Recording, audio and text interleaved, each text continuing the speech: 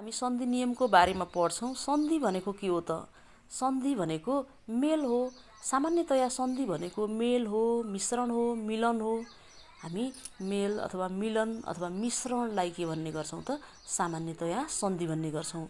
भाषिक सन्दर्भमा भन्दाखेरि चाहिँ दुई ध्वनिहरू बीचको मेल नै के हो त? सन्धि हो।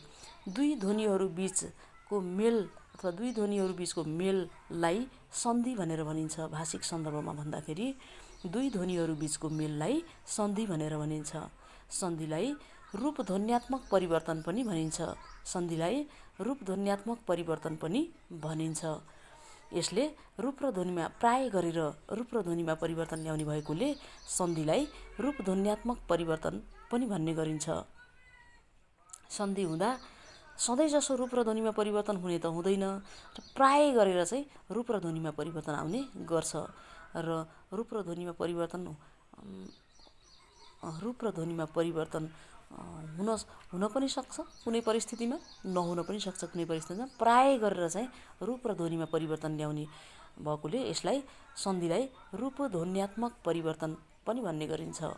शब्द सीमाको आधारमा सन्धिलाई आन्तरिक सन्धि र बाह्य सन्धि गरी दुई भागमा विभाजन गरिएको छ। आन्तरिक सन्धि भनेको कस्तो सन्धि हो त? आन्तरिक सन्धि भनेको हामीले सन्धिको रूपमा बुझेको भन्दा पनि यसलाई सामान्यतया हामी अरू जस्तै अन्य भाषिक सन्दर्भमा बुझे पनि यसलाई सन्धिको मान्यताको ढङ्गले हाम्रो मानसपटलमा यसलाई बुझिरहेका हुँदैनौँ। त्यस्तो खालको सन्धि जस्तै यो स्वर र व्यञ्जन दुवैमा हुन सक्ने सन्धि हो। र यस्तो सन्धि हुँदा कहिले स्वर ध्वनिमा परिवर्तन हुन्छ, कहिले चाहिँ व्यञ्जन ध्वनिमा परिवर्तन हुने गर्छ। स्वर ध्वनिमा परिवर्तन हुँदाखेरि कस्तो हुँदो रहेछ हेरौँ है त। अ हो भन्ने कुरालाई हामी के भन्छौँ त? ओ हो भन्छौँ। अ होलाई ओ हो भन्नु, अ ध्वनि ओमा परिवर्तन भएको छ। यस्तो खालको सन्धि भनेको के हो त? यो स्वर सन्धिको उदाहरण भयो। पहाडलाई चाहिँ अलाई आको रूपमा उच्चारण गरिएको छ। पहाड, पहाड। कहिले जस्तै ईको ठाउँमा ऐको प्रयोग गरिएको छ। यस्तो खालको सन्धि आन्तरिक सन्धिको उदाहरण हो। त्यस्तै गरेर व्यञ्जन ध्वनिमा हुने सन्धि जस्तै बाँधलाई बाँध भनेर भन्ने गरिन्छ। साँझलाई साँझ, काँधलाई काँध, काँधलाई काँध भन्ने गरिन्छ। जस्तै धको ठाउँमा द ध्वनि आउनु, झको ठाउँमा ज ध्वनि आउनु, धको ठाउँमा द ध्वनि आउनु के हो त? आन्तरिक सन्धिको उदाहरण हो। आन्तरिक सन्धिमा स्वर र व्यञ्जन दुवै थरीका सन्धि हुने गर्छन्।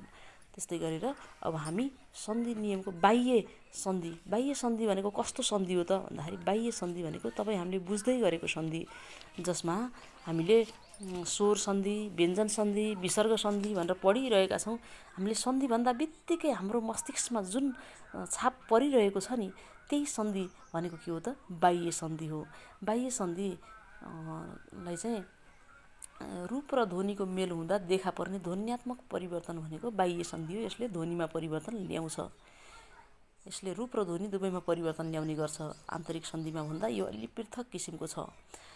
बाह्य सन्धिलाई पनि स्वर, व्यञ्जन र विसर्ग गरी 3 प्रकारमा विभाजन गरिएको छ। स्वर सन्धि भनेको कस्तो सन्धि हो त भन्दाखेरि स्वर सन्धि भनेको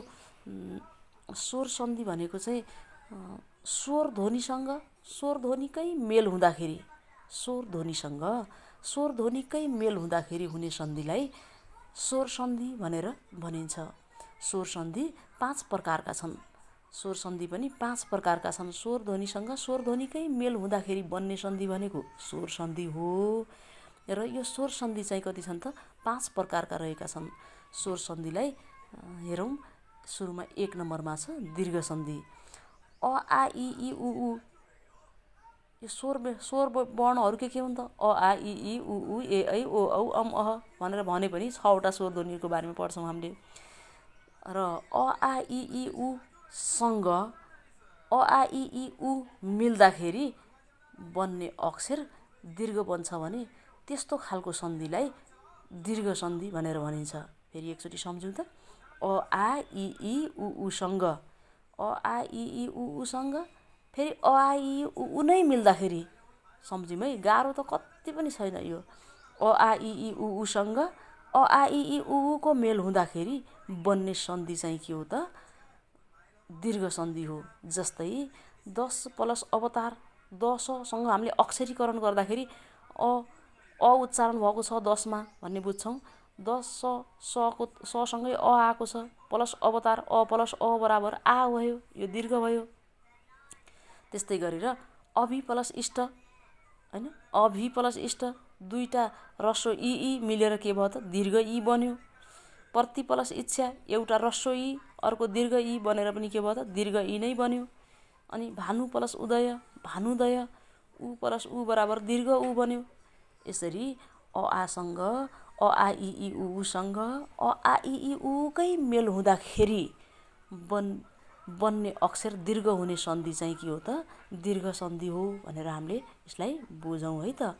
त्यसपछि हामी दोस्रो नम्बरमा जाउँ गुण सन्धि। गुण सन्धि भनेको कस्तो सन्धि हो त भन्दाखेरि अघिल्लो शब्दको अ आसँग इ ई उ ऊ री को मेल हुँदाखेरि अघिल्लो शब्दको अ आसँग पछिल्लो शब्दको इ ई उ ऊ री को मेल हुँदा क्रमशः ए ओ र अर ध्वनि बन्ने सन्धिलाई गुण सन्धि भनेर भनिन्छ। ए ओ अर अब यसलाई हामीले त्यो गाथा साथा भन्दा पनि सम्झिन पर्ने अ आसँग इ ई उ ऊ री अ आसँग इ ई उ ऊ री अथवा अ आ प्लस इ ई उ ऊ री बराबर ए क्रमशः ए ओ अर भनेर सम्झ्यो भने यसलाई पनि गाह्रो छैन। अ आसँग इ ई उ ऊ री को मेल हुँदाखेरि क्रमशः ए ओ र अर ध्वनि बन्ने सन्धि भनेको के हो त गुण सन्धि हो। जस्तै सुर प्लस इन्द्र सुर प्लस इन्द्र सुरेन्द्र अ प्लस ई बराबर ए भयो हैन। सुर प्लस इन्द्र सुरेन्द्र अ प्लस ई बराबर ए भयो। वीर प्लस इन्द्र वीरेन्द्र यहाँ पनि अ प्लस ई बराबर ए भयो। त्यस्तै गरेर रमा प्लस इस बराबर रमेश हैन, रमा प्लस इस बराबर रमेश। महा प्लस इन्द्र महेन्द्र हैन, ए आयो जहाँ पनि अ प्लस आ प्लस ई बराबर पनि ए हुँदो रहेछ, अ प्लस ई बराबर पनि ए हुने रहेछ हैन। त्यस्तै गरेर अर्को हेरौँ त चन्द्र प्लस उदय चन्द्रोदय ओ भयो फेरि हैन। चन्द्र प्लस उदय अ प्लस उ बराबर ओ भयो। चन्द्र प्लस उदय बराबर चन्द्रोदय। महा प्लस उत्सव बराबर महोत्सव। यसरी अ प्लस उ बराबर ओ र ई प्लस अ प्लस ई बराबर ए हुने सन्धि भनेको। अनि त्यसपछि अ आसँग अ री मिसिँदाखेरि अर हुने सन्धि भनेको के हो त गुण सन्धि हो। जस्तै अर हुने पनि हेरौँ उदाहरण सप्त प्लस ऋषि बराबर सप्तर्षि हैन। अ प्लस री बराबर के भयो त अर भयो। महा प्लस ऋषि महर्षि यहाँ पनि अर भयो। राज प्लस ऋषि राजर्षि देव प्लस ऋषि देवर्षि आदि चाहिँ गुण सन्धिका उदाहरण हुन्। यसलाई हामीले कसरी बुझ्ने त भन्दाखेरि सुरेन्द्र वीरेन्द्र चन्द्रोदय सुरेन्द्र वीरेन्द्र चन्द्रोदय महोत्सव सप्तर्षि सुरेन्द्र वीरेन्द्र चन्द्रोदय महोत्सव सप्तर्षि यिनीहरू चाहिँ के हुन् त गुण सन्धि हुन्। अ आसँग इ ई उ ऊ मिल्दाखेरि क्रमशः ए ओ अर हुन्छ भने त्यस्तो खालको सन्धि के हो त गुण सन्धि हो भनेर बुझौँ। अब गुण सन्धिलाई बुझिसकेपछि अब हामी अर्को सन्धिमा जान्छौँ। अर्को सन्धिमा के छ त भन्दाखेरि अर्को सन्धि छ एण सन्धि। हामी एण सन्धिमा जान्छौँ। एण सन्धि भनेको कस्तो सन्धि हो त भन्दाखेरि अघिल्लो शब्दको इ ई उ ऊसँग अघिल्लो शब्दको इ ई उ ऊसँग पछिल्लो शब्दको अ आ इ ई उ ए ऐ ध्वनि मिल्दा क्रमशः ए र ओ बन्छन् भने त्यस्तो सन्धि चाहिँ के हो त त्यस्तो सन्धि चाहिँ एण सन्धि हो। जस्तै ई प्लस अ आ बराबर ए हुन्छ। यसमा ई प्लस अ आ बराबर ए हुन्छ। जस्तै अति प्लस अन्त बराबर अत्यन्त अति प्लस अन्त बराबर अत्यन्त हुन्छ ए आयो हैन। ई प्लस अ बराबर के भयो त ए आयो। फेरि इति प्लस आदि बराबर इत्यादि यसमा पनि ई प्लस अ आ बराबर पनि फेरि या नै भयो ए नै आयो। त्यसमा पनि अभि प्लस उदय अभ्युदय यसमा पनि यो ए आयो।